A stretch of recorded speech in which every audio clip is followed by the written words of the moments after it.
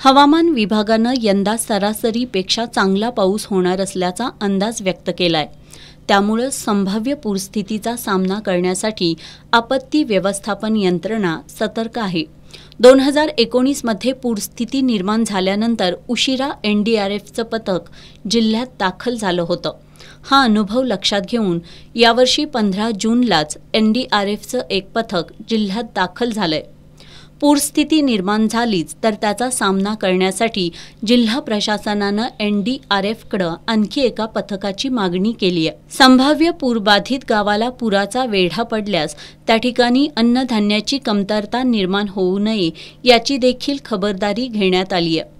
संभाव्य पूरबाधित गावांसाठी 3 महिने पुरेल इतका अन्नधान्याचा साठा आरक्षित ठेवण्यात आल्याचं जिल्हा आपत्ती व्यवस्थापन अधिकारी प्रसाद संगपाळ यांनी सांगितलंय। जिल्ह्यामध्ये एनडीआरएफचं साधारणपणे 35 लोकांचं एक पथक ऑलरेडी जिल्ह्यामध्ये आलेलं आहे।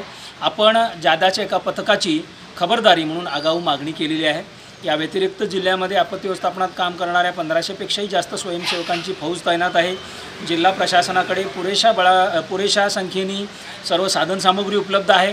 जिल्ह्यामध्ये साधारणपणे 65 ते 70च्या रेंजमध्ये आपल्याकडं रेस्क्यू बोट आहेत, 1000 पेक्षा जास्त लाईफ जॅकेट आहेत, साधारणपणे 600 लाईफ रिंग आहेत, रोप आहेत, त्याचबरोबर झाड कट करण्याचं मशीन आहे। एखाद्या ठिकाणी जर एखादी इमारत कोलॅप्स झाली तर लोखंडी बार, स्लॅब, त्याचबरोबर दगडी कट करण्यासारखं मशीन आपल्याकडे उपलब्ध आहे।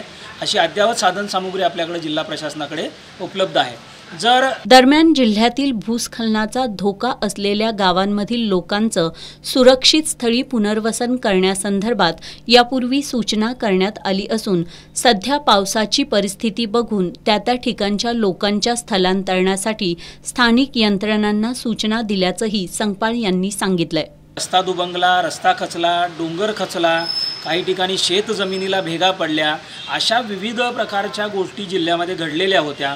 तर या ठिकाणी याही वर्षी खबरदारीची उपाययोजना म्हणून जिल्हा प्रशासनाच्या वतीने ज्या ठिकाणी प्रामुख्याने मानवी वस्ती आहे अशा प्रत्येक गावामध्ये आगाऊ लोकांना सूचना देण्यात आलेल्या आहेत। अशी परिस्थिती निर्माण होत असता आपल्याला भारत सरकारकडून, भारतीय हवामान खात्याकडून आपल्याला आगाऊ सूचना मिळते। जशी काल कोल्हापूर जिल्ह्यामध्ये बोळोली म्हणून जे गाव आहे गगनबावडा तालुक्यातलं, त्या गावासाठी आपल्याला इशारा आलेला होता। तर असा इशारा मिळताच आपण जर त्या ठिकाणी मानवी वस्ती असेल तर त्यांच्या स्थलांतराची व्यवस्था, त्यांचे निवाऱ्याची ठिकाणे, त्या ठिकाणी त्यांना द्यावयाच्या सगळ्या सुखसोयी, या सगळ्या गोष्टींचं नियोजन त्या प्रत्येक त्या तालुक्यातल्या तालुका प्रशासनाने, तहसीलदारांच्या मार्गदर्शनाखाली आणि जिल्हाधिकारी महोदयांच्या सूचनांप्रमाणे नियोजन आपण करून ठेवलेलं आहे। हवामान विभागानं आज बुधवार आणि गुरुवार असे 2 दिवस कोल्हापूरसाठी येलो अलर्ट तर पुढील 3 दिवस कोल्हापूर ऑरेंज अलर्ट जारी केल्यानं जिल्हा आपत्ती व्यवस्थापन यंत्रणा परिस्थितीवर लक्ष ठेवून आहे।